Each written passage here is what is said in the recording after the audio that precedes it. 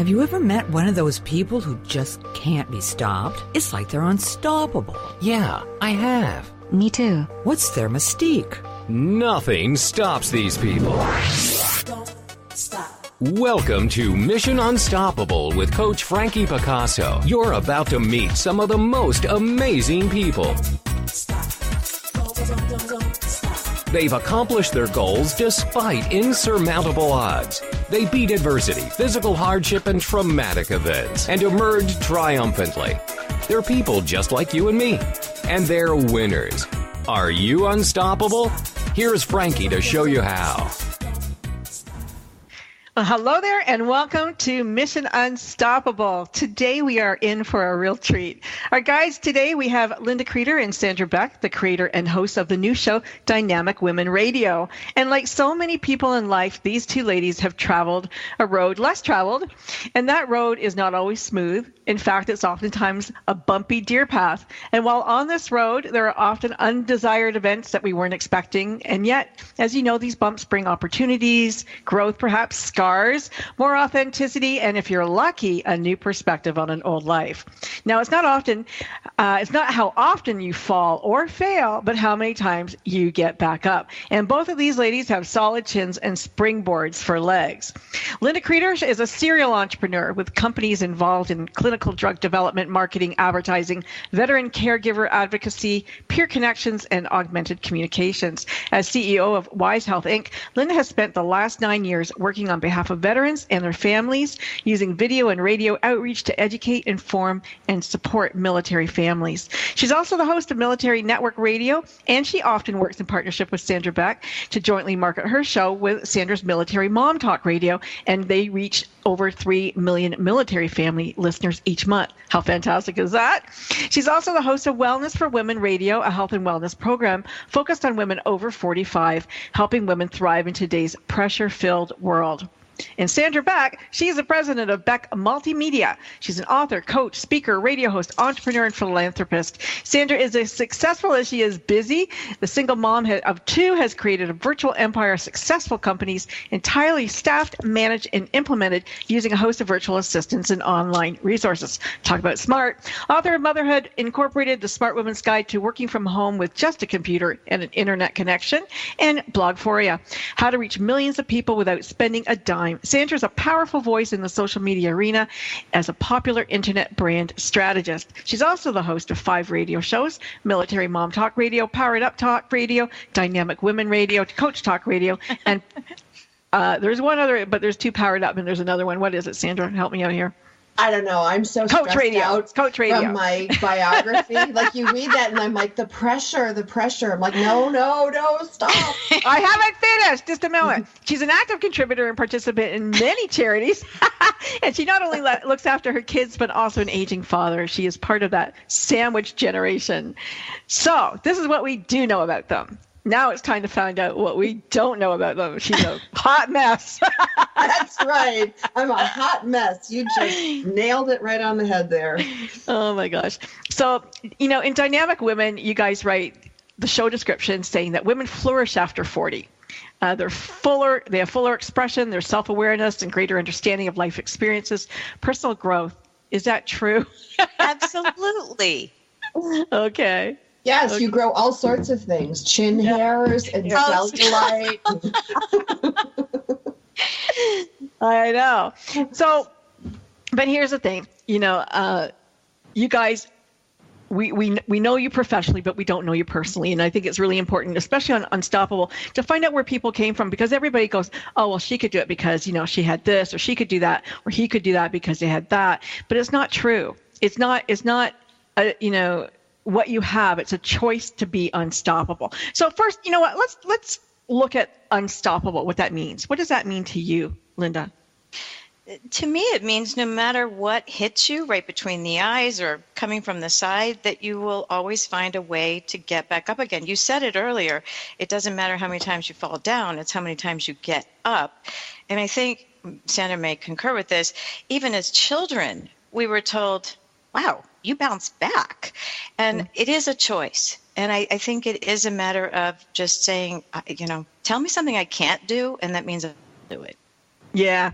I was always, double dare me. Please just double do it. Right. Mm-hmm. What about you, Sandra? Well, for me, unstoppable is all about like my head.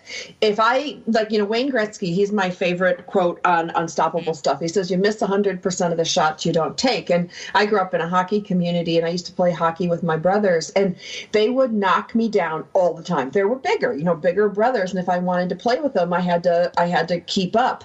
And I think them yelling at me and even my parents, like everybody going, get up, like, I still hear that in my head, and I do that to my kids, because when you get knocked down, the first thing today is parents run out and they're like, oh my gosh, let me check your eyes for a concussion. Let me, we could fall and crack our heads on the ice. I'm not saying it was a good thing, but the response was get up. And I really think in being unstoppable, you have to have that get up mindset. I agree. But it's interesting you talk about hockey community, because little kids that play hockey, they fall down, they get concussions, and they stand up and the crowd cheers. It's like, yay, good for you. Way to get up. We admire that. We admire that. And, I was a boxing, promoter. So I understand that mindset of get up. But sometimes I've been accused of, well, you're unstoppable, Frankie. So, you can't give up, or you can't do this. But you can't be unstoppable in every area of your life. No. I think that's asking too much of somebody. Yeah. And I don't think you have to be unstoppable all the time. Like unstoppable, like when people look at me and they go, wow, you've really come a long way since your divorce and blah, blah, blah, blah, and, financial disaster and foreclosure. But, that was a long 8 years. And I did not get up every day unstoppable. There's were days where I was like face down in my eggs or face down in my bed going, I cannot face another day. So, unstoppable, I think, has an unnatural attachment to it that thinks we must be unstoppable every day in every area of our lives at all times. Right. And that's just not realistic. No, I don't think it's realistic.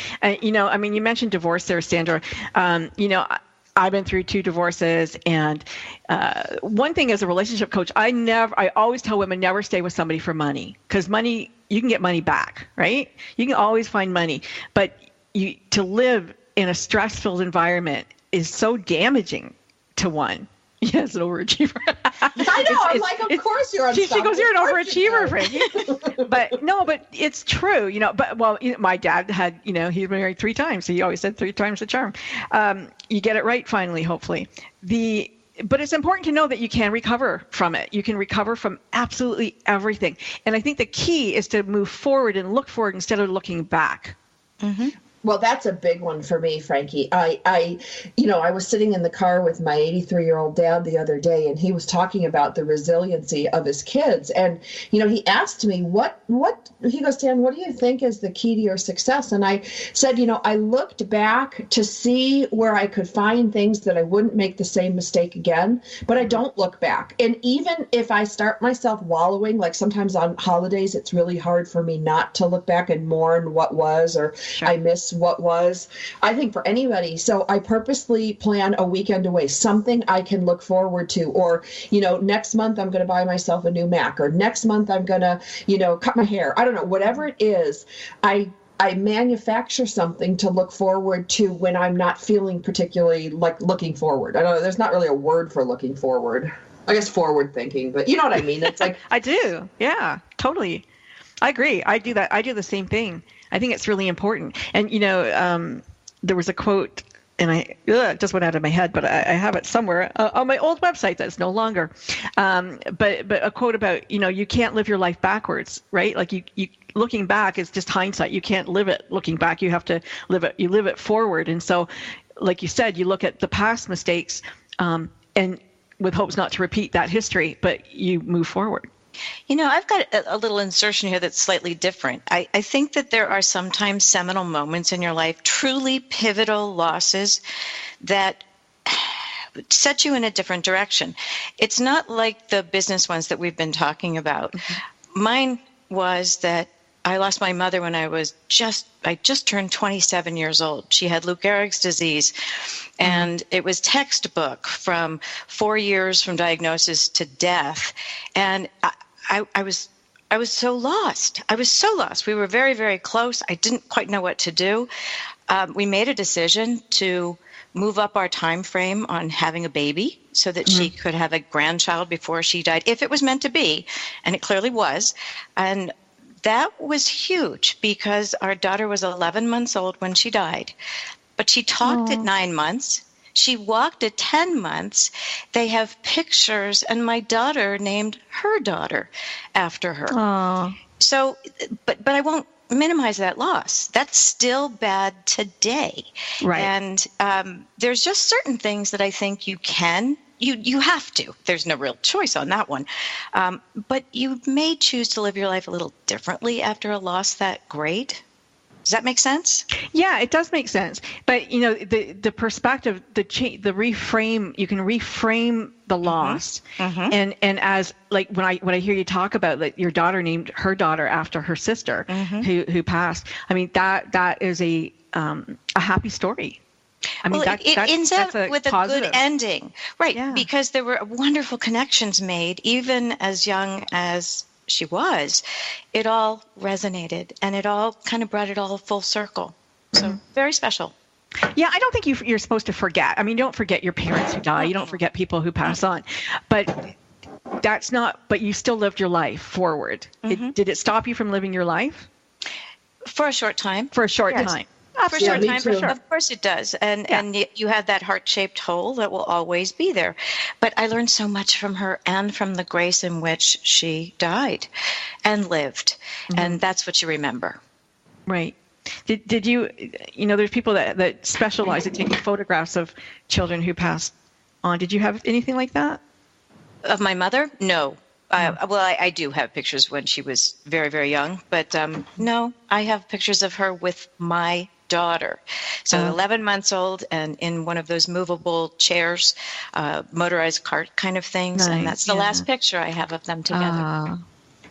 Well, sad and beautiful and tragic and, just lovely. We're going to go to commercial break and we are going to come back and we are going to talk more about Linda and with Sandra, find out where they actually came from and see, if you can recognize any of that in you. And then we're going to move forward, as always, with Mission Unstoppable. That's right. Don't stop listening.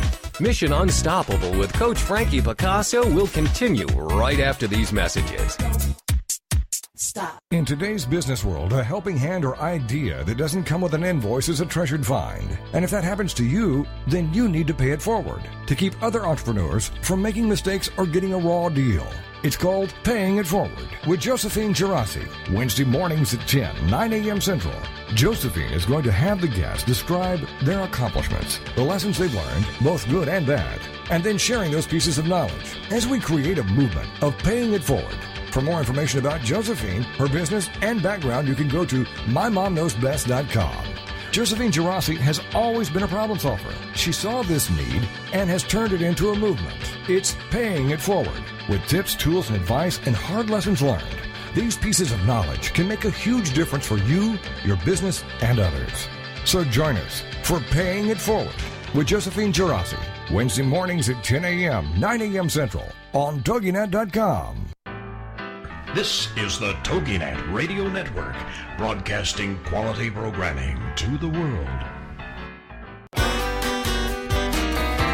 It's words you never heard. We have a book titled The Art of Doing Nothing by Veronica Bien in our guest room by the bed. I'm telling you, this book is an impossible challenge. In the state of Maine, it's said that someone who bottoms chairs for a living is lazy, presumably because one's bottom is perpetually in the chair. To sozzle means to laze around or perform a task in a sloppy way. The word is mainly found in New England. A quote from 1848 describes the term as used by housekeepers in certain parts of Connecticut to refer to a lazy person. Other words for lazy people are abbey-lubbers, scabberlatchers, and slaughterpooches. To me, the ultimate loblolly is someone who is too lazy to even fake like they're working. It's words you never heard. I'm Carolyn Davidson, and you can have fun challenging your words you never heard vocabulary with my free app, Too Funny for Words.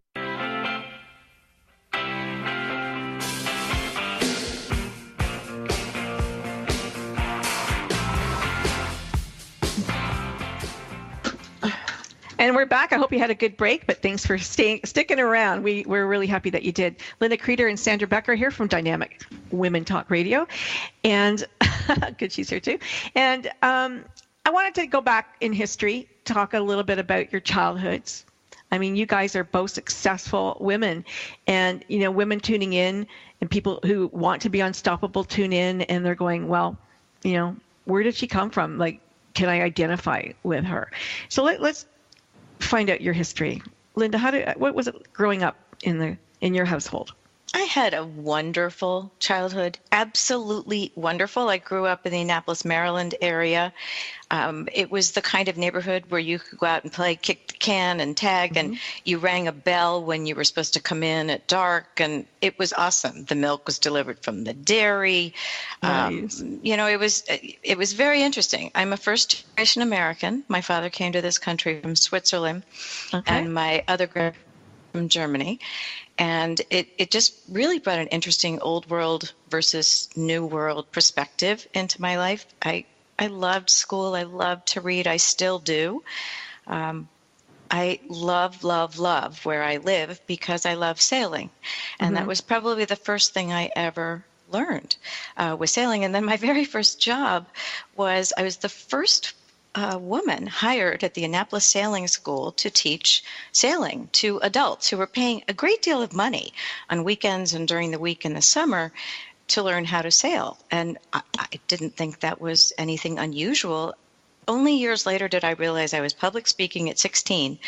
And to adults, I learned to teach deaf children and blind children how to sail, as thousands of adults. And sailing is my passion. It is a place to escape to. And when you learn very young, you realize that sailing is very instinctive. You feel it, you smell it, you sense it. And it is just a very special thing for me. So I grew up in a wonderful Mayberry-type neighborhood and household, and college was eye-opening. What about siblings? I have a sister. I have a younger sister, and we're almost 3 years apart. Typical sibling rivalry. We became good friends as adults. I would say that we had our squabbles as kids, and just really very different people. In fact, I at some point said to my aunt, my mother's sister, I said, "Are you sure we're from the same mother? We're very, very different. I must be a pod person or something." So it was fun. But college was interesting. Yeah, but let's not go to college. Yeah, I want to stick. I want to stick around in our childhood for a moment. Okay. Now you grew up in a household with another girl, so you didn't have the comparison with the boys and all of that. But your mom and dad, were they girls can do anything? Were they nice girls don't do that? No, I never had any of those constrictions at all. It was always, do the very best you can. If you're going to do something, do the best you possibly can. And I always did. I did have a grandfather, though, the one who was in Switzerland, who, when I became a pharmaceutical rep out of college, he said, "Girls don't do that." Really? But they do now. They do now. And he was very, very proud of me. So, it was a wonderful way to grow up and confidence building. Sandra.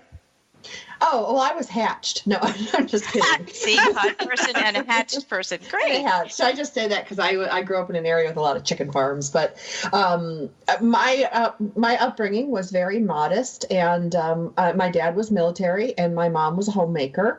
But she was the most well-read homemaker. She would read Shakespeare. She would read Chaucer, Proust. I mean, it was unbelievable. And she spoke Ukrainian till she was 6 years old and went to school here in the States. And my dad was from a German family of butchers, market owners. And so my dad was the first in our family to go to college. And so, we were the American dream kind of family. Was your dad born in America? He was born in America, yes. Okay. So was my mom. And, but the German and Ukrainian influence and Polish influence in our house was huge. And I had brothers and sisters. I had an older sister, an older brother, and a younger brother. And we fought a lot, and our house was small, and it was really cold. One of the things that I vowed when I grew up, I wasn't going to be cold anymore. Like, I used to be able to draw my initials on the window on the inside in the middle of winter, because it was, Buffalo, Toronto, and we had an old farmhouse, an old colonial farmhouse. But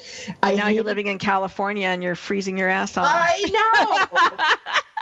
Just today. But just today. But there's certain things that haven't left me, like not wanting to be cold or fighting over food. Like, that was another one. My brothers were like Hoovers. And if you didn't get to the table and you didn't eat, and my mom wasn't there to police it, like, there's certain things, and I never. My kids are like that, and I don't know why.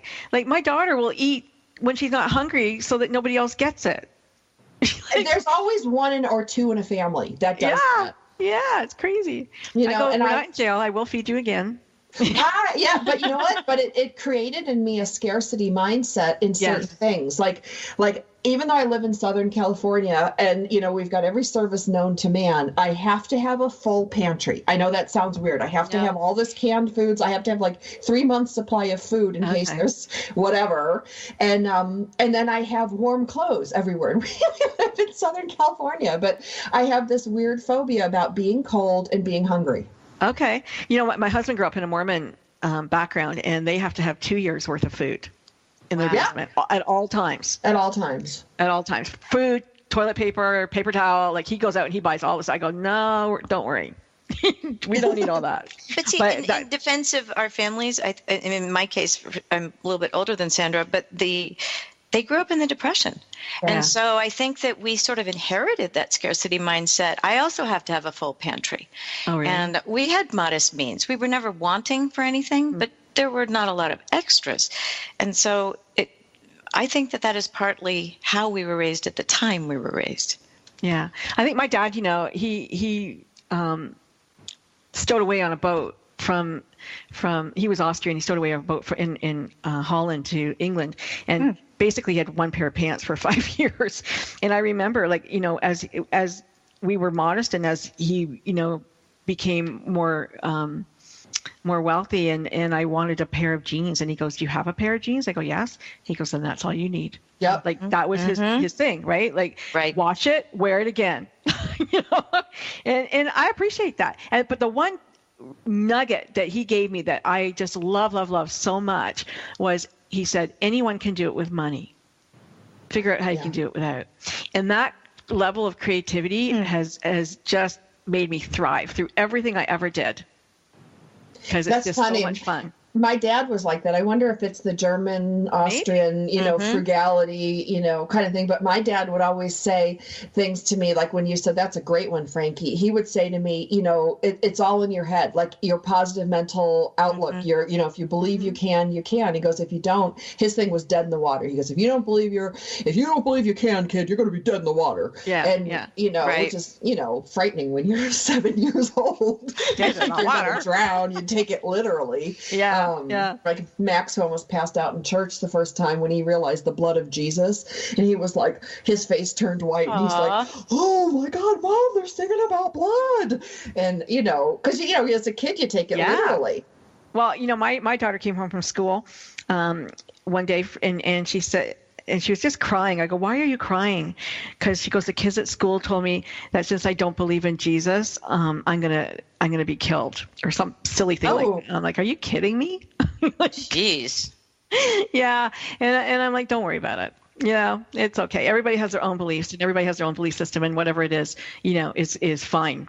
And you can do it whatever you like, and people can't tell you, what's true and what's not true in that area, because they don't know. Nobody knows.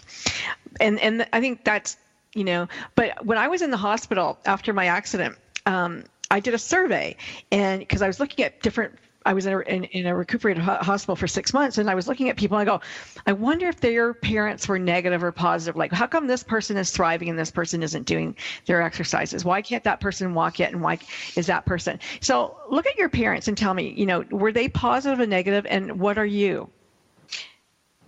My parents are both very positive, and so am I. Not every single day, like Sandra had mentioned earlier, but if you take a look at it, probably 98% positive. And if I'm not, I try and figure out why I'm not and make myself so. I don't know if mine were positive as much as it was just expected. Like, you don't give up. You don't, like, it wasn't even a question. Like, they didn't have to get up in the morning and say, oh, come on, get up and do your best today. They'd be like, oh, you got a name on this? Why? Yeah, but, like my mom was like chicken little, right? The weather, it was always like the negative stuff. And my dad was always positive.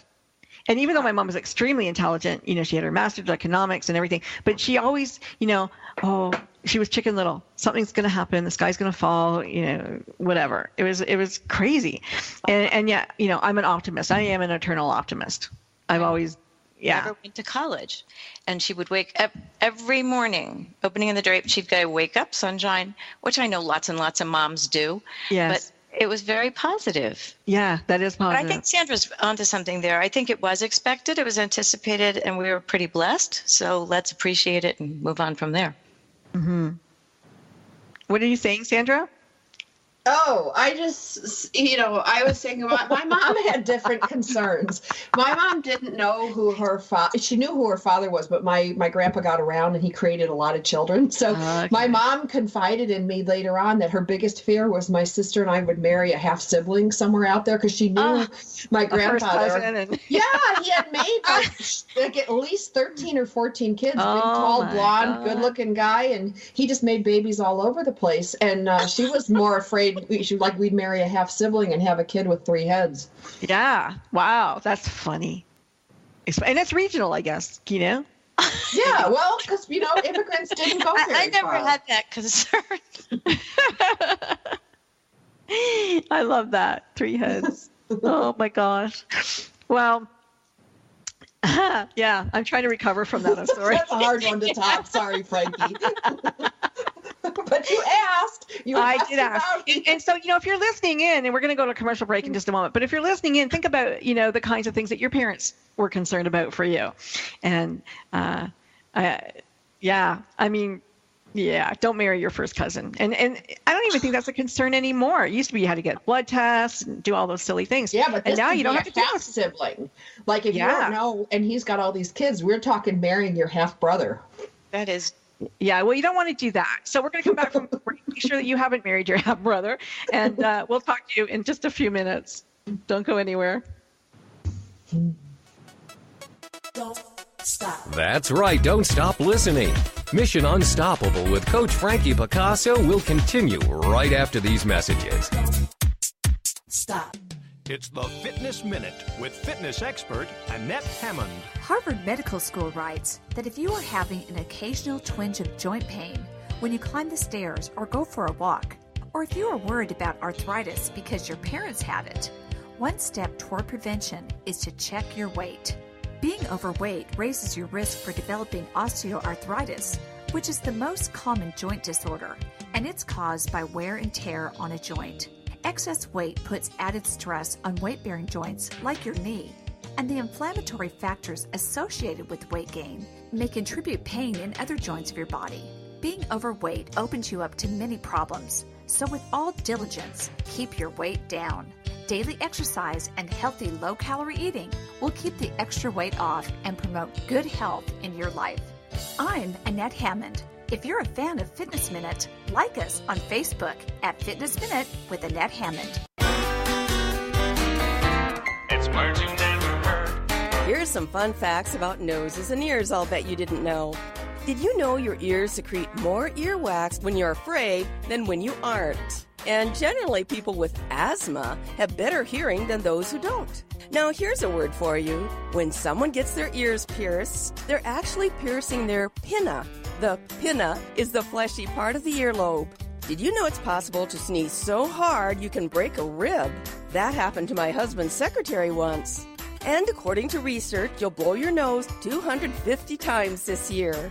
Scientists have also determined that the smell in your right nostril is more pleasant, while the smell in your left nostril is more accurate. By the way, twice as many men as women can wiggle their ears. It's words you never heard. I'm Carolyn Davidson, and you can have fun challenging your words you never heard vocabulary with my free app, Too Funny for Words.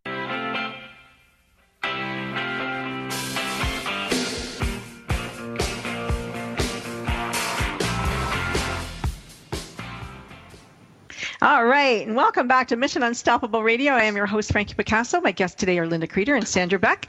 And we were talking about being unstoppable and where people come from who are unstoppable. And Linda grew up in a very idyllic family setting, and Sandra grew up with rough and tumble brothers and and avoiding her first cousin and half siblings. And but we're going to move on to your 20s, women in their 20s. What was it like for you both in your 20s? Whoever wants to start. I'll go because mine's easy. I was lucky. Northwestern plucked me out of obscurity, and I went to Northwestern and finished my master's degree there by the time I was 21. And then I was let loose on the world. And every 2 years I had a new career. I taught at USC. I ran the Breast Institute. I worked for Disney. I worked for CBS. I mean, I taught nights in a prison. I mean, I just did. Wow. I mean, I would do whatever job sounded interesting or fun, because most kids, I think, grow up wanting to have a career as a fireman or a policeman or a nurse. And, here I got accepted into Northwestern in their journalism program. And I loved that because I could study whatever I felt like, and it would work with like my ADHD. I could bounce from subject to subject. And then when I went to get my master's degree, it was only because the college advisor happened to be the business school. And I was going to take like art and tennis and dance. He's like, oh no, you're going to take business school classes.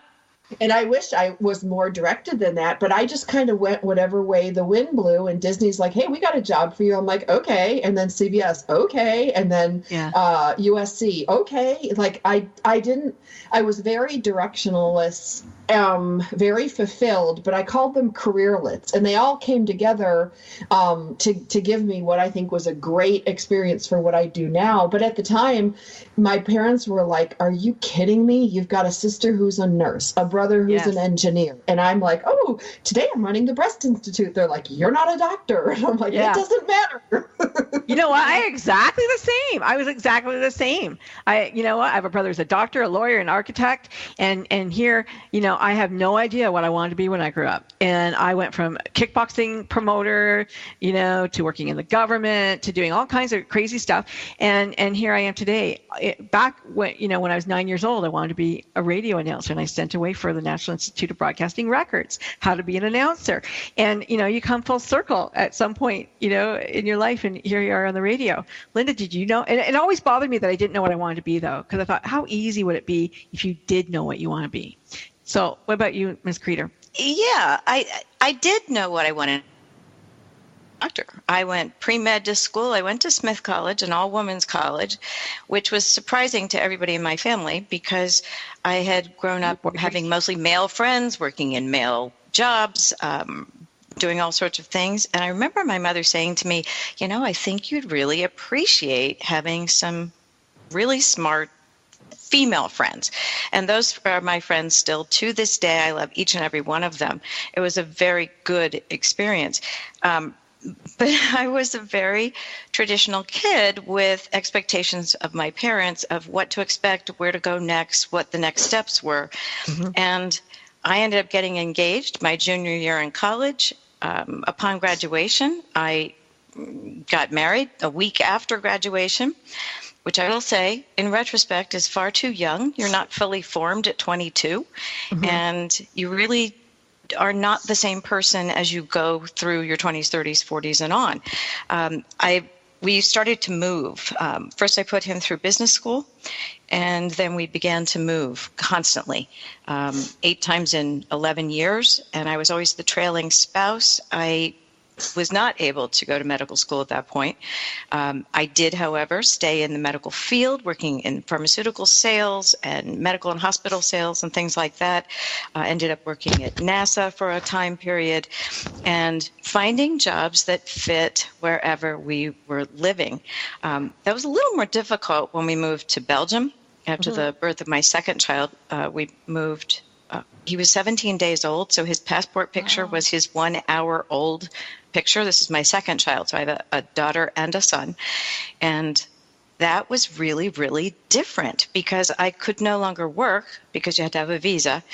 And it was a very different time. So I learned languages and we traveled a lot. And with 2 little ones, that was very interesting in Europe because children are seen and not heard. But I also think it's the reason both my children are multilingual. Is that they were very young at the time and went there. So my 20s were spent being the trailing spouse, finding meaningful work, having no trouble putting myself second because we were a team.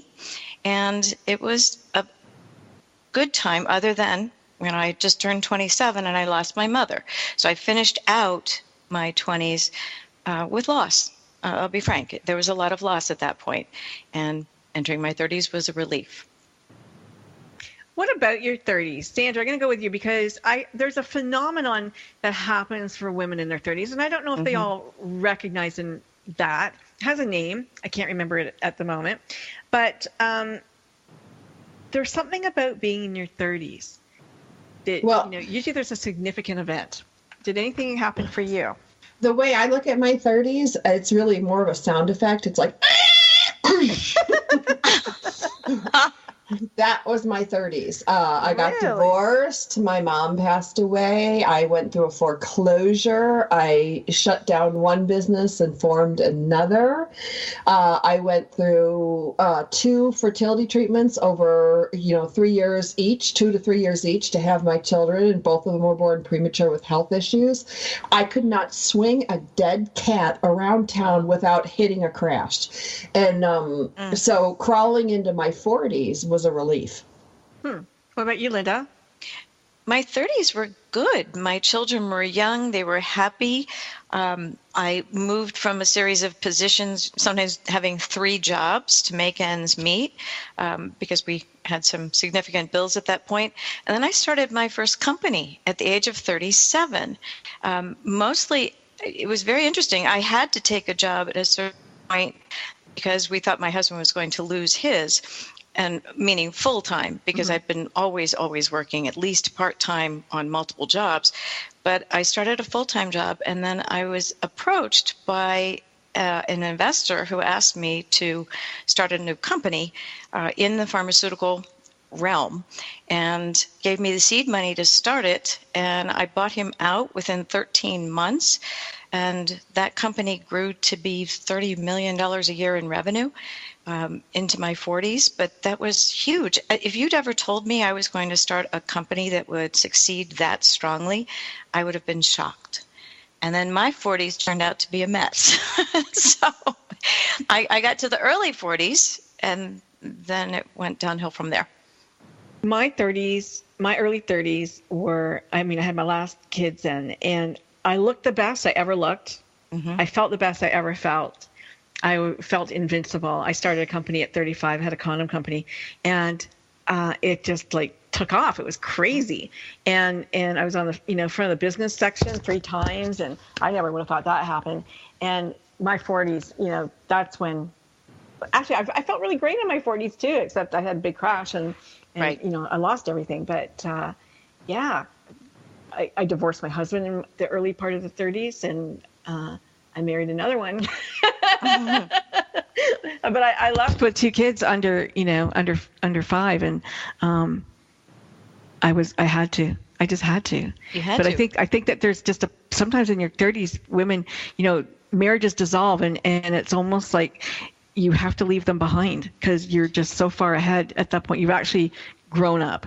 There's a growing up. Right. You grow up, and if your partner doesn't, and especially when you have kids, I pulled the plug on my marriage a lot because I couldn't raise the boys the way I wanted them to be, the kind of men I wanted to be. And I know that sounds like all control freaky, but they had to come first at that point, and sustaining my marriage at the expense of my kids was not an option. Yeah, no, I hear you on that one. And my abusive second husband, he would go, "Come on, girls," to my boys, which I hated. I hated name calling. I really despised that. And so that was, somebody who had to go as well, because I just couldn't abide the abuse, but I also didn't want a second loss. And so I stayed at it a little bit longer when I probably should have left that one a lot earlier. And that's a lesson learned from being young. Yeah. I know that when I looked at my parents and they had this amazing marriage, that when mine started to go downhill, I just tried harder and harder and harder. And I had a husband who thought that was great. Yeah. But do you know that book, The Giving Tree? Yes. Okay, it's my most You were the loathed giving book. wife. I was the giving wife. I was down to So a was stump. I. There wasn't a sprout coming out of that stump. And I mean, to give you a visual. And so, it just became a vicious cycle. I was very, very successful by all the world's parameters. And we put on masks and faces to the rest of the world. But underneath there were some major cracks.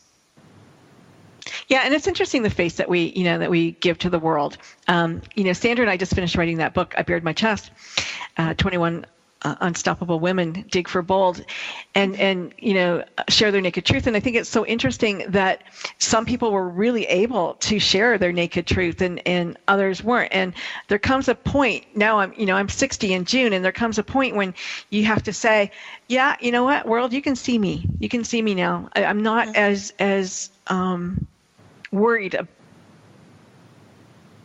bank. I'm not worried at all what people think, actually, anymore. And I just got tired, Frankie. I just got tired. I'm like, I cannot be this perfect person anymore. It's stupid. Right. It is stupid. It's too much work. Yeah. And it's too heavy. It's too heavy to carry, if I cry, like I cried at the school one night, at back to school night, because I really missed my mom. And I saw my friend Lon from Korea, who just went home to bury her mom. She looked at me, I looked at her, and I'm this big busty blonde, and she's this tiny little peanut Asian lady. And we both ran at each other and hugged and bawled our eyes out. And we're like, people are looking at us like we're crazy. But you know what? Guess what? It hurts. It hurts when your mom dies. Mm-hmm. It does. I mean, I was driving home today thinking about what if something happened to one of my kids, and I started to cry, and I'm like, that's just ridiculous. Like, why are you doing that? And it just has to be hormonal because, they're all grown up. But, there's just such a love that we have for them that it's incredible. It makes you leave husbands for your kids. But we're going to go to a commercial break. What did you do for your family, for your children? Some people think that maybe that's selfish, but maybe it's not. Maybe you're just being unstoppable. You'll have to decide. Don't go anywhere. We're coming right back. Sandra, Beck, and Linda Kreter are here to tell us more about their life and about being unstoppable and dynamic women. Don't go anywhere. You can get a drink, and then you can come back. Don't stop. That's right. Don't stop listening. Mission Unstoppable with Coach Frankie Picasso will continue right after these messages. Stop. Welcome to Geraldine Tegelov Live, the show that shares with you the secrets of redefining, reinventing, and rebuilding your life. Having pulled herself from the rubble of financial ruin and having gone on to create a highly successful career, Geraldine has become an expert in the art of transformation. She believes that it doesn't matter where you are right now, how overwhelmed you feel, or how impossible the task of turning your life around may seem. You can do it. Stay tuned as metaphysician, international best-selling author, and intuitive Geraldine Tegelov gives you the inner understanding and the outer practical how-to to create your amazing life. Gain a fresh perspective on how to redefine, reinvent, and rebuild your life. Join Geraldine Tegelov live every Tuesday evening at 6 p.m. Eastern Standard Time, right here on the TogiNet Radio Network. This is the TogiNet Radio Network, radio with a cutting edge. It's words you never heard. I had a weird weekend relaxing and reading through Mental Floss when I came across these rip-roaring R-words. I recognized a few of them, such as the old 18th century Scottish word ramfeaseld, which means fatigued or exhausted. A couple more great R words are rucketly-tucketly, meaning crumpled or gathered up and ruched. Ruched is commonly used today to describe a flattering blouse or top. Rabbity is a 16th century word for an innocent fool. while Raffle Coppin is a rash, impetuous person. Or maybe just somebody that gets carried away with our words. It's words you never heard. I'm Carolyn Davidson, and you can have fun challenging your words you never heard vocabulary with my free app, Too Funny for Word.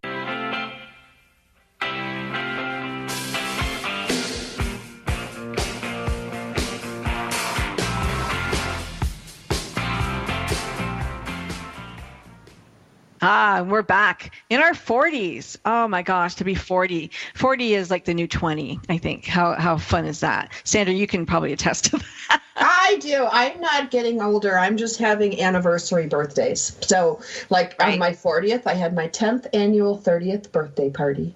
Isn't that great? Why not? Yeah. I have a friend who always buys like funny birthday cards, like for a 2-year-old or a 4-year-old, or for a guy when it's like for a girl, and it's hilarious really when you get those. They're lots of fun. But my second husband, who I couldn't wait to get rid of, he gave me a Valentine's card, and it said for my brother. I'll never forget that. That sums it up. That summed it up right there. He goes, "Oh, what are you talking about?" I go, "It says to my brother. Thanks for reading the card." That's hilarious. It beats the monkey with the finger up their nose that I get. Yeah. Oh my gosh, that's hilarious.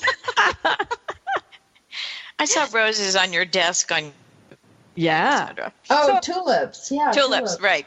Okay, so you become successful. You're CEOs of companies. You're running kids. You're running, schedules. Like I had kids in hockey and rep baseball and all over the place.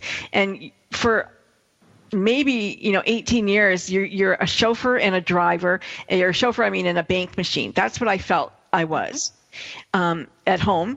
And then at work, I was something different. But how do you manage all of this and be the unstoppable, incredible women that you are and still have energy left over? Or did you have energy left over for you? Because I think people listening, they go, "Oh, well, I'm just too tired. I can't even, do anything. And how am I expected to do all that?" I'll take it. My 40s were tough. Sandra likes her 40s or liked them. My 40s, I would not want to live through again in a million years. I entered them very open, very accessible and trusting, some might say naive, and it was turned on its head. Any vulnerability was allowed to come back and bite me. Whatever I shared as important was exploited, and any doubts or insecurities just blossomed in that environment. And so my 40s were really tough, and I really had to do a lot of introspection. I had to realize that you can't look to a husband or a wife to fulfill all your emotional needs, but if you've got the demands of a growing job, the quote encouragement, and that's in quotes, to do more. Remember I told you about the giving tree. It's a vicious circle. So when you get used up and you don't take a close look, you get further down that, a long walk down a dead end, and it's a really long way back.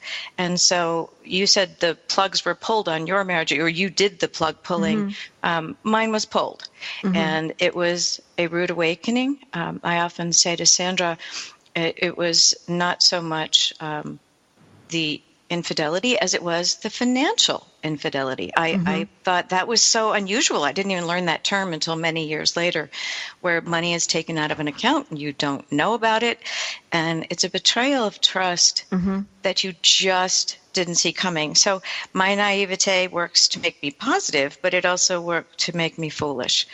And so I moved on, and it was a very difficult divorce, and my children were my focus.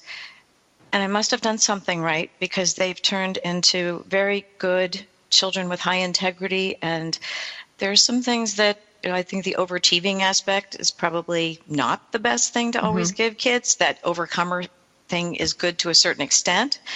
But I love to nurture and be compassionate. And where I wasn't allowed to. And so you start out being appreciated, then you get taken for granted, and then people feel they're entitled to all of that. And that doesn't set the bar in the right place.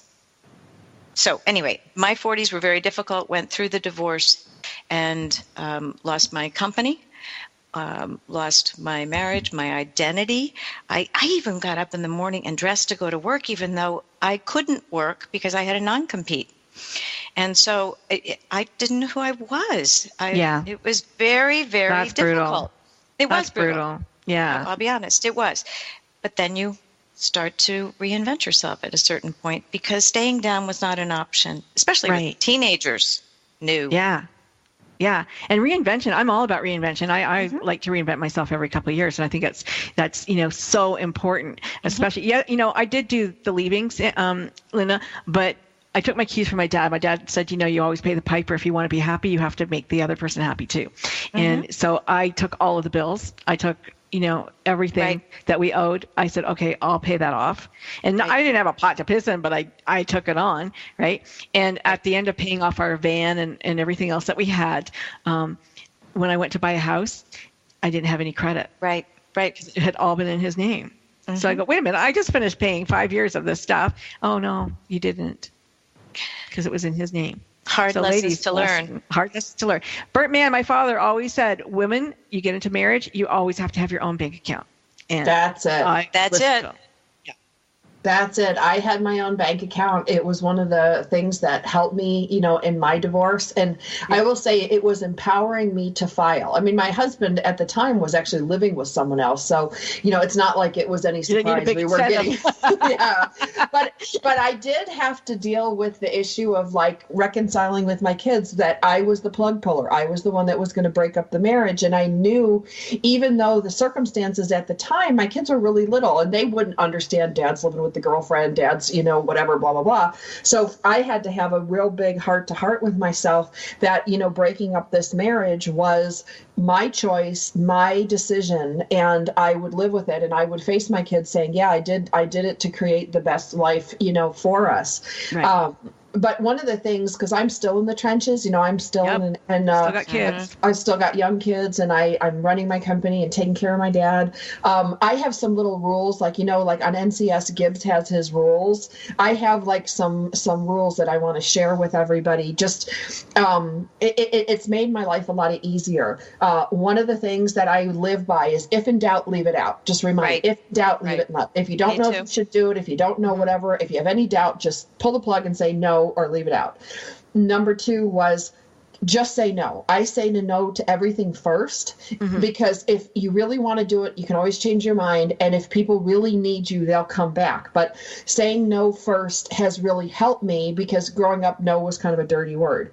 The other thing is, I used to have a very high perfectionist standard. Now I ask myself, is it good enough? When you're a single mom with 2 kids and you've got your dad living with you and you have a company to run, yes, we want to promote, we serve excellence. But you know what? Excellence doesn't cut it. If it's good enough, kids live out of the laundry basket, guess what? It's good enough. And then the final thing is, I disqualify people, things, products, everything very quickly. If it breaks, I take it back. If it doesn't serve my needs, I take it back. If a friend is hurtful and whatever, I disqualify them. If a guy comes on to me and I look at him as a potential mate or spouse, I disqualify them quickly, because here's the thing. I don't have time for costly mistakes. And yeah, I may disqualify somebody as a friend or a boyfriend who could have been a good match, but I got 8 plates spinning in the air every day, and I got to keep those plates spinning. And so having some of these concrete things, if in doubt, leave it out, disqualify things, just say no, and it's good enough. And if any of those things fall down, I'll take my lumps for making that decision. But by and large, it keeps everything running. That's awesome. Those are great.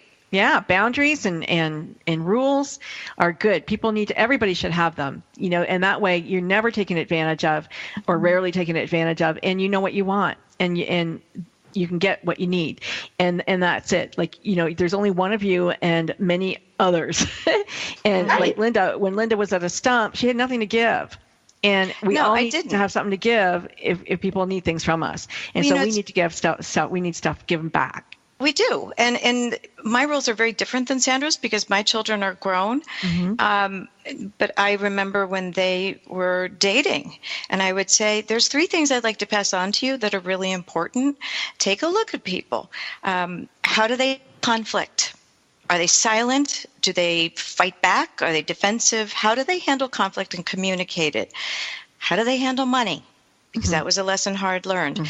And are they warm in terms of touch that is non-sexual? So what I'll call intimate touch. And those 3 things were very, very important to me. And then the final thing I would say is, behavior flaws can be fixed, but character flaws cannot. This is true. This is true. Well, we've only got 3 minutes left. I just found out, and so I have a quick story that I need to tell you guys. Back in December, my websites were trashed. Somebody went into the cPanel at GoDaddy and they dumped them. They dumped everything. There wasn't an ounce left, and I felt like I had been raped. And I didn't say anything to anybody because I wasn't sure if it was somebody I knew or whatever, but I wasn't going to react. I was going to respond, and so I just kept kind of quiet. Sandra knew about it, but I kept kind of quiet about it. And I met somebody 4 days ago, practically. She was on my show, and she has a company, Sanctuary Studios, and within the last 4 days, she has rebuilt my website. It looks fantastic. You guys, Dynamic Women is now syndicated on the Good Radio Network. If you go to www.thegoodradionetwork.com, you will see it. It's fantastic. It's beautiful. Thank you so much, Michelle, for Emson, for making this beautiful site for me. It still needs some tweaks, but man, we launched it and it's awesome. Congratulations. Thank you. And so I had to get that plug out there because, you know what? I was inviting people to my show and nobody was coming. I wasn't getting callbacks. So I'm going, I wasn't on the net anymore. I was a non-entity and I had to get it back. And she agreed. And so she did this phenomenal job and it looks gorgeous. It does. And now and that's all about like regrouping, rebuilding after a loss. Like that's the thing. It's like you can mourn for a little bit, but get over it. Or like my thing on the ice, get up. Yeah. My dad said to me the other day, just suck it up. Oh yeah. I say that to my kids all the time. It's like, suck it up, be a man, come on. And I know the therapist will kill me, for this stuff. But at some point, you got to suck it up and you got to get going. Yeah, you do. And it really is the only advice because, you can't stay down. You got to get up. And we're clapping for all you people who are getting up right now. Way to go. Way to get up. What did we talk about yesterday, Sandra? We are deliciously imperfect. Oh, I like that. I did too. I'm just delicious. No, it's my new mantra. I'm just deliciously, imperfect. So go ahead and criticize me. What are you going to say to that? I want to thank my 2 guests, Sandra Beck, Linda Kreter, for coming on the show today, and I want to thank Karina for producing our show today, and I want to thank each and every one of you for coming and tuning in each and every week because I do appreciate that so very much. Thank you, everybody. See you next time. Bye. Don't stop. When the chips were down, they didn't stop. Stories of people who, when the odds were against them, turned defeat into victory. You've been listening to Mission Unstoppable with Coach Frankie Picasso. See you next time, and always remember... Don't stop.